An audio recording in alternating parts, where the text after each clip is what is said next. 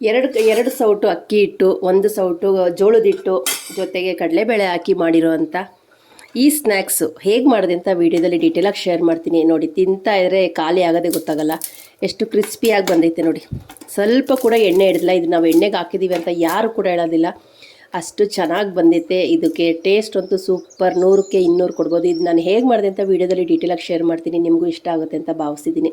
ಕೇವಲ ಈ ಸೌಟಲ್ಲಿ 2 ಸೌಟು ಅಕ್ಕಿ ಹಿಟ್ಟು, ಇದೇ ಸೌಟಲ್ಲಿ ಒಂದು ಸೌಟಷ್ಟು ಜೋಳದ ಹಿಟ್ಟು ಇಷ್ಟ ಹಾಕಿ ಇಷ್ಟು ಒಳ್ಳೆ ಸ್ನ್ಯಾಕ್ಸ್ನ ನಾನು ರೆಡಿ ಮಾಡಿದ್ದೀನಿ. ನಿಮಗೂ ಇಷ್ಟ ಆಗುತ್ತೆ ಅಂತ ಭಾವಿಸಿದ್ದೀನಿ. ಬನ್ನಿ ನಾನು ಹೇಗೆ ಮಾಡಿದೆ ಅಂತ ವಿಡಿಯೋ ಶೇರ್ ಮಾಡ್ತೀನಿ. ಎಣ್ಣೆಗೆ ಹಾಕಿದ್ರೆ ಎಲ್ಲೂ ಕಿತ್ತೋಗಿಲ್ಲ ನೋಡಿ. ಇದನ್ನು ಹೇಗೆ ಮಾಡಿದೆ ಅಂತ ನಾನು ನಿಮಗೆ ವಿಡಿಯೋದಲ್ಲಿ ಶೇರ್ ಮಾಡ್ತೀನಿ. ಖಂಡಿತ ಇದನ್ನು ನೀವು ಒಂದೇ ಒಂದು ಸಲ ಟ್ರೈ ಮಾಡಿ, ನಿಮಗೂ ಇಷ್ಟ ಆಗುತ್ತೆ ಅಂತ ಭಾವಿಸಿದ್ದೀನಿ. ಸೂಪರಾಗಿರುತ್ತೆ. ಇಲ್ಲಿ ನಾನು 2 ಸೌಟಷ್ಟು, ಒಂದೇ ಮೆಜರ್ಮೆಂಟು, 2 ಸೌಟಷ್ಟು ನೋಡಿ ಅಕ್ಕಿ ಹಿಟ್ಟು ತೊಗೊಂಡಿದ್ದೀನಿ.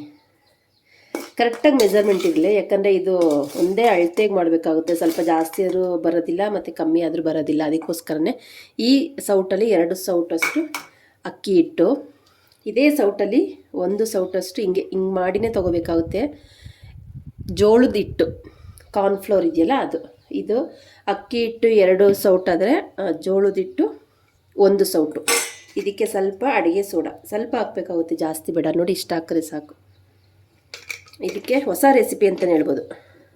ರುಚಿಗೆ ತಕ್ಕಷ್ಟು ಉಪ್ಪು. ಈಗ ಇದನ್ನು ನೀಟಾಗಿ ಮಿಕ್ಸ್ ಮಾಡ್ಕೊತೀನಿ ಫಸ್ಟು. ಇದು ಹೆಂಗೆ ಅಂತಂದರೆ ಸ್ಟೋರ್ ಮಾಡಿ ಕೂಡ ಇಡ್ಬೋದು. ಸಂಜೆ ಟೀ ಟೈಮ್ಗೆ ಒಳ್ಳೆ ಟೇಸ್ಟಾಗಿರುತ್ತೆ. ಖಾರ ಇರೋದಿಲ್ಲ, ಖಾರ ಇರೋದಿಲ್ಲ. ತಿನ್ನೋದಕ್ಕೆ ಅಂತೂ ತುಂಬ ಟೇಸ್ಟಿಯಾಗಿರುತ್ತೆ. ಇದಕ್ಕೆ ಕಡಲೆಬೇಳೆ ಕೂಡ ನಾನು ಹಾಕೋದ್ರಿಂದ ಆ ಕ್ರಿಸ್ಪಿನೆಸ್ಸು ಹಾಗೆ ಸಿಗ್ತಾ ಇರುತ್ತೆ. ಇವಾಗ ಇದನ್ನು ನಾನು ನೀರು ಹಾಕ್ಕೊಂಡು ಮಿಕ್ಸ್ ಮಾಡ್ಕೊತೀನಿ ನೀಟಾಗಿ. ಫ್ರೆಂಡ್ಸ್ ನೋಡಿ, ನೀರು ಹಾಕ್ತಾಯಿದ್ದೀನಿ. ಇದು ಮಾಡಿ ಒಂದು 10 ನಿಮಿಷ ಚೆನ್ನಾಗಿ ಮಿಕ್ಸ್ ಮಾಡಿ 10 ನಿಮಿಷ ಹಾಗೆ ಬಿಡಬೇಕಾಗುತ್ತೆ. ಅಂದರೆ ಏನು ಅಂತ ಅಂದರೆ, ಮಕ್ಕಳಿಗೆ ಖಾರ ತಿನ್ನಲ್ಲ ಮಕ್ಕಳು, ಟೀ ಟೈಮ್ಗೆ ಹಾಲು ಜೊತೆಗೆ ತಿನ್ನಬೇಕು ಅಂತಂದಾಗ ಇದನ್ನು ಮಾಡಿಕೊಡಿ. ತುಂಬ ಚೆನ್ನಾಗಿರುತ್ತೆ. ತುಂಬ ಇಷ್ಟಪಟ್ಟು ಕೂಡ ಮಕ್ಕಳು ತಿಂತಾರೆ. ನೋಡಿ, ಇದನ್ನೆಲ್ಲ ನೀಟಾಗಿ ಚೆನ್ನಾಗಿ ಮಿಕ್ಸ್ ಮಾಡ್ತಾಯಿದ್ದೀನಿ. ಫ್ರೆಂಡ್ಸ್ ನೋಡಿ, ಇದನ್ನು ಚೆನ್ನಾಗಿ ಮಿಕ್ಸ್ ಮಾಡ್ಕೊಂಡಿದ್ದೀನಿ. ಈ ಅದಕ್ಕಿರಬೇಕು, ಇಷ್ಟೇ ಅದ ಇರಬೇಕು. ಜಾಸ್ತಿ ಗಟ್ಟಿನೂ ಬೇಡ, ತುಂಬ ತೆಳ್ಳಗೂ ಬೇಡ. ಇದಕ್ಕೆ ನಾನು ಕಡಲೆಬೇಳೆನ 1-2 ಗಂಟೆ ನೆನೆಸಿಟ್ಕೊಂಡಿದ್ದೀನಿ. ನೀರನ್ನೆಲ್ಲ ತೆಗ್ದು ಬರೀ ಕಡಲೆಬೇಳೆನ ಇಟ್ಕೊಂಡಿದ್ದೀನಿ. ಇದೊಂದು 10 ನಿಮಿಷ ಸ್ವಲ್ಪ ನೆನಿಬೇಕು, ಆವಾಗಲೇ ಚೆನ್ನಾಗಿ ಬರೋದು. ಇಲ್ಲ ಅಂತಂದರೆ ಒಡಕ್ಲಾಗ್ಬಿಡುತ್ತೆ, ಎಣ್ಣೆ ಎಲ್ಲ ಹಾಳಾಗುತ್ತೆ. ಅದಕ್ಕೋಸ್ಕರನೇ ಒಂದು 10 ನಿಮಿಷ ನಾನು ಇದನ್ನ ರೆಸ್ಟಿಗೆ ಬಿಡ್ತೀನಿ. ಅದು 10 ನಿಮಿಷ ನೆನೆಯೋ ಅಷ್ಟರಲ್ಲಿ ಇಲ್ಲಿ ನೋಡಿ ಎಣ್ಣೆ ಕಾಯಿಗೆ ಇಟ್ಕೊಂಡಿದ್ದೀನಿ. ಸಿಮ್ ಮಾಡಿ ಇಟ್ಕೊಂಡಿದ್ದೀನಿ, ಯಾಕಂದರೆ ತುಂಬ ಹೈಯಾಗಿ ಇಟ್ಕೊಂಡ್ರೆ ಸೀದೋಗ್ಬಿಡುತ್ತೆ. ಅದಕ್ಕೋಸ್ಕರ ಸಿಮ್ಮಲ್ಲಿ ಇಟ್ಕೊಂಡಿದ್ದೀನಿ. ಅಷ್ಟರಲ್ಲಿ ಅದು ಕೂಡ ನೆನೆಯುತ್ತೆ, ಇದು ಕೂಡ ಎಣ್ಣೆ ಕಾಯುತ್ತೆ. ಫ್ರೆಂಡ್ಸ್ ನೋಡಿ, ಇದು 10 ನಿಮಿಷ ಆಗೈತೆ, ಚೆನ್ನಾಗಿ ನೆಂದೈತೆ. ಈ ಹದವಾಗಿರಬೇಕು. ಈಗ ಇದನ್ನು ನಾನು ಎಣ್ಣೆ ಕಾಯ್ತಾರೆ ಎಣ್ಣೆನ ಆಲ್ರೆಡಿ ಕಾಯಕ್ಕೆ ಇಟ್ಕೊಂಡಿದ್ದೀನಿ. ಈ ಕಡೆ ಕಡಲೆಬೇಳೆ ಕೂಡ ನೆನೆಸಿ ಇಟ್ಕೊಂಡಿದ್ದೀನಿ. ಇವಾಗ ಹೇಗೆ ಹಾಕೋದು ಅಂತ ನೋಡಿ ತೋರಿಸ್ತೀನಿ. ಹಿಂಗೊಂದು ಸೌಟ್ ತೊಗೋಬೇಕು.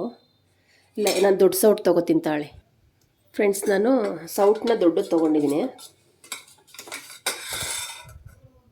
ಇಷ್ಟು ಹಿಟ್ಟು ತೊಗೊಂಡಿದ್ದೀನಿ. ಇದಕ್ಕೆ ಕಡಲೆಬೇಳೆ ನೆನೆಸಿಟ್ಕೊಂಡಿದ್ನಲ್ಲ, ಅದನ್ನ ಧಾರಾಳವಾಗಿ ಹಾಕಬೇಕಾಗುತ್ತೆ.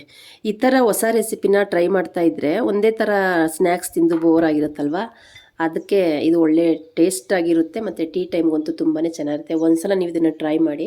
ಈಗ ಕಡಲೆಬೇಳೆ ಹಾಕ್ಕೊಂಡಿದ್ದೀನಿ. ಇದನ್ನು ಡೈರೆಕ್ಟಾಗಿ ಎಣ್ಣೆಗೆ ಹಾಕೋದನ್ನ ಎಣ್ಣೆ ಸಿಮ್ಮಲ್ಲಿ ಐತೆ. ಈಗ ಹಾಕ್ತೀನಿ, ಯಾಕಂದರೆ ಇದು ಸ್ವಲ್ಪ ಒಡೆದೋಗುತ್ತೆ ಅನ್ನೋ ಭಯ ಇರುತ್ತೆ. ಮಾಡ್ತಾನೆ ಏನೇ ಒಂದು ಅಡುಗೆ ಆದ್ರೂ ಅಷ್ಟೇ, ಒಂದು ಸಲ ಕೆಟ್ಟೋಗ್ಬೋದು, 2 ಸಲನೂ ಕೂಡ ಕೆಟ್ಟೋಗ್ಬೋದು. ಆದರೆ 3ನೇ ಸಲ ಖಂಡಿತ ಚೆನ್ನಾಗಿ ಬರುತ್ತೆ ಅಂತ ಹೇಳ್ತೀನಿ. ಯಾಕಂದರೆ ನಾನು ಇದು 2ರಿಂದ 3 ಸಲ ಮಾಡಿದೆ, 4ನೇ ಸಲಕ್ಕೆ ನೀಟಾಗಿ ಬಂತು. ಈಗ ಇದನ್ನು ಏನು ನಾನು ಹಿಟ್ಟು ಮತ್ತು ಕಡಲೆಬೇಳೆನ ಹಾಕ್ಕೊಂಡಿದ್ದೀನಲ್ಲ, ಅದನ್ನು ಡೈರೆಕ್ಟಾಗಿ ಎಣ್ಣೆಗೆ ಬಿಡ್ತೀನಿ. ಎಣ್ಣೆ ಸಿಮ್ಮಲ್ಲೇ ಇರಬೇಕು.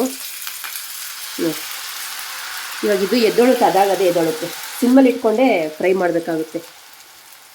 ತುಂಬ ಚೆನ್ನಾಗಿರುತ್ತೆ. ಹೊಸ ರೆಸಿಪಿ ಅಂತಲೇ ಹೇಳ್ತೀನಿ. ನೋಡಿ ಎಷ್ಟು ಚೆನ್ನಾಗಿ ಬೇಯ್ತೈತೆ ಅಂದರೆ, ಇದು ಅದಾಗದೇ ಎದ್ದೊಳೋ ತನಕ ನಾವು ವೆಯ್ಟ್ ಮಾಡಬೇಕು. ಎತ್ತಬಾರ್ದಿಲ್ಲ ಅಂದರೆ ಒಡೆದೋಗುತ್ತೆ. ನೋಡಿ, ಇವಾಗ ಚೆನ್ನಾಗಿ ಸ್ವಲ್ಪ ಫ್ರೈ ಆಗಬೇಕು.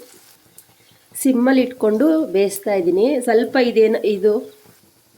ಇದಿಟ್ಟಿದ್ಯಲ್ವಾ, ಈ ಸ್ವಲ್ಪ ನೀರಾದ್ರೂ ಬರೋದಿಲ್ಲ, ಎಣ್ಣೆ ಫುಲ್ಲು ಹಾಳಾಗೋಗುತ್ತೆ. ಅದಕ್ಕೋಸ್ಕರನೇ ಒಂದೇ ಎಲ್ಲ ಚೆನ್ನಾಗಿ ಮಿಕ್ಸ್ ಮಾಡಿ ಒಂದು 10 ನಿಮಿಷ ನಾವು ಇದನ್ನು ರೆಸ್ಟಿಗೆ ಬಿಡಬೇಕು. ಆವಾಗಲೇ ಇದು ಜೋಳದ ಹಿಟ್ಟು ಮತ್ತು ಅಕ್ಕಿ ಹಿಟ್ಟೆಲ್ಲನೂ ನೀಟಾಗಿ ಹೊಂದ್ಕೊಳ್ಳುತ್ತೆ. ಮತ್ತು ನಾವು ಸೋಡಾ ಬೇರೆ ಸ್ವಲ್ಪ ಹಾಕಿರೋದ್ರಿಂದ ಅದೆಲ್ಲ ಹೊಂದ್ಕೋಬೇಕಲ್ವ, ಅದಕ್ಕೋಸ್ಕರ ಒಂದು 10 ನಿಮಿಷ ಇದನ್ನ ರೆಸ್ಟಿಗೆ ಬಿಡಬೇಕಾಗುತ್ತೆ. ಇದರಲ್ಲಿ ನಾನು ಕಲಿಸ್ಕೊಂಡಿದ್ದು. ಈ ಸೌಟಲ್ಲಿ ಯಾಕೆ ಇದೆ ಅಂತ ಅಂದರೆ ಸ್ವಲ್ಪ ದೊಡ್ಡದಾಗಿ ಬರುತ್ತೆ. ಇದು ಸಣ್ಣ ಚಿಕ್ಕ ಸೌಟು ಮೆಜರ್ಮೆಂಟಿಗೆ ಅಂತ ತೊಗೊಂಡಿದ್ದಲ್ವ, ಅದಕ್ಕೋಸ್ಕರನೇ ಈ ಸೌಟಲ್ಲಿ ಒಂದು ಸೌಟು ಇಟ್ಟು ಹಾಕ್ಕೊಂಡು ಇದು ಕಡಲೆಬೇಳೆ ತುಂಬ ಚೆನ್ನಾಗಿರುತ್ತೆ. ತಿನ್ಬೇಕಾದ್ರೆ ಆ ಕ್ರಿಸ್ಪಿನೆಸ್ಸು ಮತ್ತು ಕಡಲೆಬೇಳೆನ ಧಾರಾಳವಾಗಿ ಹಾಕಿ ತಿಂತಾಯಿದ್ರೆ ಕರುಮ್ ಅಂತ ತುಂಬ ಚೆನ್ನಾಗಿರುತ್ತೆ. ಈಗ ಇದು ಫ್ರೈ ಆಗಿದೆಯಾ ಅಂತ ನೋಡೋಣ ಬನ್ನಿ ಫ್ರೆಂಡ್ಸ್. ಇದು ನೋಡಿ ಬೇಯ್ತಾ ಐತೆ ನೋಡಿ, ಎಷ್ಟು ಚೆನ್ನಾಗಿ ಬರ್ತೈತೆ ನೋಡಿ. ಇದು ಇನ್ನೂ ಸ್ವಲ್ಪ ಚೆನ್ನಾಗಿ ಫ್ರೈ ಆಗಬೇಕು. ತುಂಬ ಅಂದರೆ ತುಂಬಾ ಚೆನ್ನಾಗಿರುತ್ತೆ, ಕ್ರಿಸ್ಪಿಯಾಗಿ.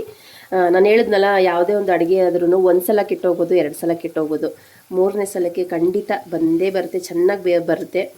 ಇದು ನೋಡಿ ಚೆನ್ನಾಗಿ ಫ್ರೈ ಆಗಬೇಕು. ಸ್ವಲ್ಪ ಬ್ರೌನ್ ಕಲರ್ ಬಂತು ಅಂದರೆ ಆ ಕಡಲೆಬೇಳೆ ಏನು ಹಾಕಿದ್ದೀವಲ್ವ ಅದೆಲ್ಲ ಚೆನ್ನಾಗಿ ಎಣ್ಣೆಲಿ ಫ್ರೈ ಆಗಬೇಕು. ಅದಕ್ಕೋಸ್ಕರನೇ ಸ್ವಲ್ಪ ಕ್ರಿಸ್ಪಿಯಾಗಿ ಫ್ರೈ ಮಾಡ್ಕೊತೀನಿ.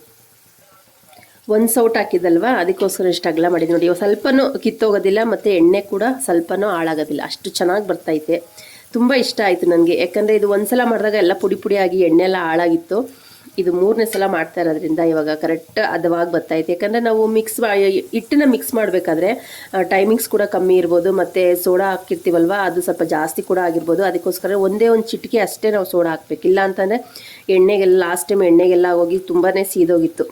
ಅದಕ್ಕೋಸ್ಕರನೇ ಸರ್ ಇನ್ನೊಂದು ಸಲ ಯೋಚನೆ ಮಾಡಿದೆ, ಏನು ಜಾಸ್ತಿ ಆಗೈತೆ ಏನು ಕಮ್ಮಿ ಆಗೈತೆ ಅಂಥೇಳಿ 2ನೇ ಸಲ ಮಾಡಿದೆ ಸ್ವಲ್ಪ ಪರವಾಗಿಲ್ಲ. ಫಸ್ಟ್ ಸಲ ಮಾಡಿದಾಗ ಎಣ್ಣೆ ಎಲ್ಲ ಹಾಳಾಗಿತ್ತು, 2ನೇ ಸಲ ಮಾಡಿದಾಗ ಅಷ್ಟೊಂದೇನು ಅಂತ ಇದೆಲ್ಲ ಏನು ಕಿತ್ತೋಗಲಿಲ್ಲ. ಸರಿ ನೋಡೋಣ ಅಂಥೇಳಿ ಇದು 3ನೇ ಸಲ ಮಾಡಿದೆ. ಸ್ವಲ್ಪ ಅಕ್ಕಿ ಹಿಟ್ಟನ್ನ 2 ಸೌಟ್ ಅಕ್ಕಿ ಹಿಟ್ಟು ಹಾಕ್ಕೊಂಡಿದ್ದೀನಿ, 1 ಸೌಟು ಅಷ್ಟು ಜೋಳದ ಹಿಟ್ಟು ಹಾಕ್ಕೊಂಡಿದ್ದೀನಿ. ಧಾರಾಳವಾಗಿ ಕಡಲೆಬೇಳೆ ಹಾಕ್ಕೊಂಡು ನೋಡಿ ಎಷ್ಟು ಚೆನ್ನಾಗಿ ಬಂದೈತೆ ಅಂದರೆ ತಿನ್ಬೇಕಾದ್ರೆ ಅದೊಂಥರ ಟೇಸ್ಟ್ ಹೇಗಿರುತ್ತೆ ಅಂತ ನಾನು ಹೇಳೋಕ್ಕೆ ಬರೋದಿಲ್ಲ. ನೀವು ಒಂದು ಸಲ ಇದನ್ನು ಖಂಡಿತ ಟ್ರೈ ಮಾಡಿ. ಇದು ಸ್ವಲ್ಪ ಚೆನ್ನಾಗಿ ರೋಸ್ಟ್ ಆಗಲಿ ಫ್ರೆಂಡ್ಸ್. ನೋಡಿ ಚೆನ್ನಾಗಿ ಇದು ಫ್ರೈ ಆಗೈತೆ, ಈ ಕಲರ್ ಬರಬೇಕು, ಬ್ರೌನ್ ಕಲರ್ ಬರಬೇಕು. ಈಗ ಇದನ್ನು ನಾನು ಪ್ಲೇಟ್ಗೆ ಎತ್ತಿಟ್ಕೊತೀನಿ. ಎಷ್ಟು ಚೆನ್ನಾಗೈತೆ ಅಂದರೆ ಕ್ರಿಸ್ಪಿಯಾಗಿ ತಿಂತಾಯಿದ್ರೆ ಕರುಮ್ ಅಂತ ಎಷ್ಟು ಟೇಸ್ಟ್ ಅಂತೂ ಸೂಪರಾಗಿರುತ್ತೆ ನೋಡಿ. ಸ್ವಲ್ಪನೇ ಎಲ್ಲೂ ಒಡೆದೋಗಿಲ್ಲ, ಕಡಲೆಬೇಳೆ ಎಲ್ಲ ಎಷ್ಟು ಚೆನ್ನಾಗಿ ಬಂದೈತೆ ಅಂದರೆ. ಇವಾಗ ಇನ್ನೊಂದು ಸೌಟ್ ಹಾಕಿ ನಾನು ತೋರಿಸ್ತೀನಿ. ಈ ಥರ ಸೌಟ್ ತುಂಬ ತೊಗೋಬೇಕು. ಕಡಲೆಬೇಳೆನ ಸ್ವಲ್ಪ ಧಾರಾಳವಾಗಿ ಹಾಕಿ, ಅಂಥವ್ರು ಧಾರಾಳವಾಗಿ ಹಾಕಿ, ಇಲ್ಲ ತಿನ್ನಲ್ಲ ಸ್ವಲ್ಪ ಕಮ್ಮಿ ತಿನ್ನೋದು ಅಂದರೆ ಸ್ವಲ್ಪ ಕಮ್ಮಿ ಹಾಕ್ಕೊಳ್ಳಿ. ಈ ಥರ ಡೈರೆಕ್ಟಾಗಿ ಆ ಹಿಟ್ಟಿಗೆ ಇದ್ರ ಮೇಲೆ ಹಾಕಬೇಕಾಗುತ್ತೆ ನೋಡಿ. 1 ಸೌಟಷ್ಟು ಹಿಟ್ಟು ತೊಗೊಂಡಿದ್ದೀನಿ, ಇವಾಗ ಎಣ್ಣೆಗೆ ಹಾಕ್ತೀನಿ. ಸುಮ್ಮನೆ ಹಾಗೆ ಬಿಡೋದಷ್ಟೇ. ಎಷ್ಟು ಚೆನ್ನಾಗಿ ಬರ್ತಾಯಿತ್ತಲ್ವ. ಎಣ್ಣೆಗೆ ಹಾಕ್ಬಿಟ್ಟು ಮಿಕ್ಸ್ ಮಾಡಬಾರ್ದು, ಅದು ಫುಲ್ಲು ಸ್ವಲ್ಪ ಬೆಂದಾದಮೇಲೆ ಅದಾಗದೇ ಎದೊಳುತ್ತೆ. ಎಲ್ಲೂ ಕೂಡ ನೋಡಿ ಸ್ವಲ್ಪನೂ ಕೂಡ ಎಣ್ಣೆಗೆ ಬಿಟ್ಕೊಂಡಿಲ್ಲ ಫ್ರೆಂಡ್ಸ್. ನೋಡಿ ಇದು ಒಂದು ಸೈಡ್ ಬೆಂದೈತೆ, ಈಗ ಇನ್ನೊಂದು ಸೈಡ್ ಹಾಕೋತೀನಿ. ಘಮ ಅಂತ ಇದೆ ಮನೆಯೆಲ್ಲ. ಜೋಳದ ಹಿಟ್ಟು ಒಂಥರ ಸ್ಮೆಲ್ಲು ಫ್ಲೇವರ್ ಚೆನ್ನಾಗಿ ಬರ್ತೈತೆ, ಮತ್ತು ಅಕ್ಕಿ ಹಿಟ್ಟು ಕೂಡ ಹಾಕಿರೋದ್ರಿಂದ ತುಂಬ ಚೆನ್ನಾಗಿರುತ್ತೆ. ಸಿಮ್ಮಲ್ಲಿ ಇಟ್ಕೊಂಡು ಫ್ರೈ ಮಾಡೋದ್ರಿಂದ ಸ್ವಲ್ಪ ಟೈಮ್ ಹಿಡಿಯುತ್ತೆ. ಯಾಕಂದರೆ ನಾವು ಹೈಯಲ್ಲಿ ಇಟ್ಕೊಂಡು ಮಾಡಿದ್ವಿ ಅಂದರೆ ಕಡಲೆಬೇಳೆ ಮೇನ್ ಫ್ರೈ ಆಗೋದಿಲ್ಲ. ಇಲ್ಲ ಅಂತಂದರೆ ಅಕ್ಕಿ ಹಿಟ್ಟು ಮತ್ತು ಜೋಳದ ಹಿಟ್ಟೆಲ್ಲ ಬೇಗ ಸೀದೋಗುತ್ತೆ. ಕಡಲೆಬೇಳೆ ನಮಗೆ ಮೇನು ಫ್ರೈ ಆಗಬೇಕು ಈ ಹಿಟ್ಟೊಳಗಡೆ. ಅದಕ್ಕೋಸ್ಕರನೇ ನೋಡಿ ಸಿಮ್ಮಲ್ಲಿ ಇಟ್ಕೊಂಡು ಫ್ರೈ ಮಾಡಬೇಕು. ಇಲ್ಲ ಅಂತಂದರೆ ಕಡಲೆಬೇಳೆ ಮೆತ್ತಗಿರುತ್ತೆ, ಟೇಸ್ಟ್ ಬರೋದಿಲ್ಲ ಫ್ರೆಂಡ್ಸ್. ನೋಡಿ ಸಿಮ್ಮಲ್ಲಿ ಇಟ್ಕೊಂಡು ಫ್ರೈ ಮಾಡಿದ್ದೀನಿ. ತಿಂತಾಯಿದ್ರೆ ಎಷ್ಟು ಚೆನ್ನಾಗಿರುತ್ತೆ ಅಂದರೆ ಅದೊಂಥರ ಫ್ಲೇವರು. ಕಡಲೆಬೇಳೆ ಹೆಂಗೆ ಫ್ಲೇವರ್ ಬರುತ್ತೆ ಅಂತ ನಿಮಗೂ ಗೊತ್ತಿರುತ್ತಲ್ವ, ತಿನ್ನಬೇಕಾದ್ರೆ ತುಂಬ ಚೆನ್ನಾಗೈತೆ. ಇದನ್ನು ನೀವು ಒಂದು ಸಲ ಇದನ್ನು ಟ್ರೈ ಮಾಡಲೇಬೇಕು. ಇವಾಗ ಇದನ್ನು ತೆಗಿತೀನಿ ನೋಡಿ. ಸ್ವಲ್ಪನೂ ಎಣ್ಣೆ ಇರೋದಿಲ್ಲ ಇದರಲ್ಲಿ, ಎಲ್ಲೂ ಎಣ್ಣೆ ಐತೆ ಅಂತ ನೀವು ಹೇಳಬೇಕು ಅಂತಲೇ ಇಲ್ಲ ನೋಡಿ, ಎಲ್ಲೂ ಸ್ವಲ್ಪ ಕೂಡ ಎಣ್ಣೆ ಹಿಡಿಯೋದಿಲ್ಲ. ಈಗ ಇದನ್ನು 2 ಮಾಡಿದ್ದೀನಿ, ಇನ್ನೊಂದು ಹಾಕಿ ತೋರಿಸ್ತೀನಿ ನಾನು. ಇನ್ನೊಂದು ಸೌಟ್ ಹಾಕ್ತಾಯಿದ್ದೀನಿ.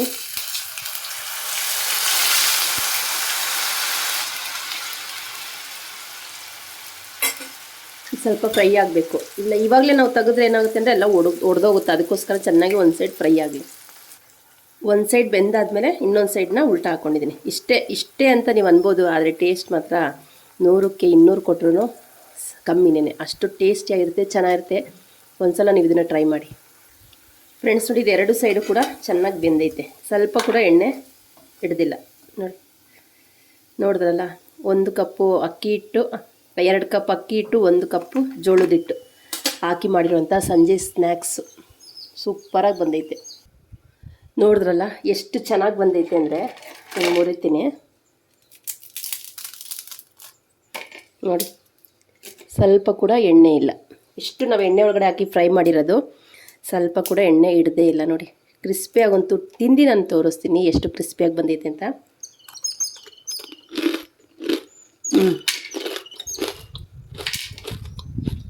ಟೇಸ್ಟ್ ಅಂತೂ ಸೂಪರಾಗಿ ಬಂದಿದೆ ನೋಡಿ. ಆ ಕಡಲೆಬೇಳೆ ಏನು ನಾವು ಹಾಕಿರ್ತೀವಲ್ವ ಅದರದ್ದೇ ಮೇನ್ ಇದಕ್ಕೆ ಟೇಸ್ಟ್ ಕೊಡೋದು. ಒಂದು ಸಲ ನೀವು ಇದನ್ನು ಟ್ರೈ ಮಾಡಲೇಬೇಕು, ಸೂಪರ್ ಅಂತಲೇ ಹೇಳ್ತೀನಿ. ಇದನ್ನು ನೀವು ಟ್ರೈ ಮಾಡ್ತೀರಾ ಅಂತ ನಾನು ಭಾವಿಸಿದ್ದೀನಿ. ಈ ವಿಡಿಯೋ ಇಷ್ಟವಾದಲ್ಲಿ ಲೈಕ್ ಮಾಡಿ, ಶೇರ್ ಮಾಡಿ, ಕಮೆಂಟ್ ಮಾಡಿ. ನಿಸರ್ಗ ಕುಕಿಂಗ್ ಚಾನಲ್ನ ಇನ್ನೂ ಯಾರೆಲ್ಲ ಸಬ್ಸ್ಕ್ರೈಬ್ ಮಾಡ್ಕೊಂಡೆ ನೋಡ್ತೀರಾ ದಯವಿಟ್ಟು ಸಬ್ಸ್ಕ್ರೈಬ್ ಮಾಡಿಕೊಂಡು ಸಪೋರ್ಟ್ ಮಾಡಿ. ನಿಮ್ಮ ಪ್ರೀತಿ ವಿಶ್ವಾಸ ಹೀಗೆ ಇರಲಿ. ಸಿಂಪಲ್ ಆಗಿರುವಂಥ ಅಡುಗೆ ತೊಗೊಂಡು ಬರ್ತೀನಿ. ಅಲ್ಲಿ ತನಕ ಹೋಗಿ ಬರ್ತೀನಿ. ನಮಸ್ತೆ, ಬಾಯ್ ಬಾಯ್ ಫ್ರೆಂಡ್ಸ್. ನೋಡಿ ಖಂಡಿತ ಇದನ್ನು ನೀವು ಟ್ರೈ ಮಾಡಿ, ಮಕ್ಳಿಗೂ ಇಷ್ಟ ಆಗುತ್ತೆ, ನಿಮಗೂ ಕೂಡ ಇಷ್ಟ ಆಗುತ್ತೆ.